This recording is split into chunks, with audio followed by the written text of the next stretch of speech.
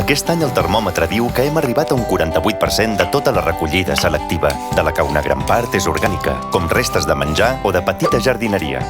És clar que ben mirat no està tan malament, és la meitat, però encara podem guanyar molt amb poc esforç. La família Sans García són una família 80% en reciclatge. Com ho fan per no trobar excuses a l'hora de reciclar l'orgànica? Hi ha veïns que diuen que no tenim prou espai a casa perquè l'Ajuntament ens dona 2 cubells. Però un és molt petit i airejat, que és el que tenim a la cuina, i l'altre, que és més gran, el traiem al carrer el dia de la recollida amb els residus. I ara l'Ajuntament ens donarà de forma gratuïta bosses compostables. Una excusa que diuen molt és que els residus fan pudor i suquegen. Però això amb el cubell airejat no passa. Cert, ens passen a recollir l'orgànica 4 cops a la setmana i, a més, sempre que vulguis pots treure la bossa del cubell petit i posar-ho en el gran.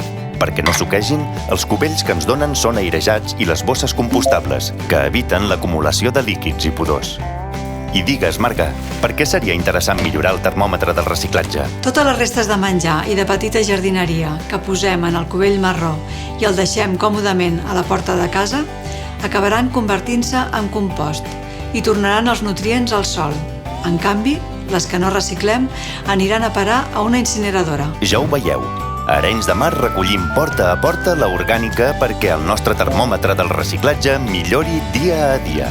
Connecteu a arenysdemar.cat i veieu el que hi guanyem tots. L'any 2020 hem d'arribar al 60%. Entre tots és possible.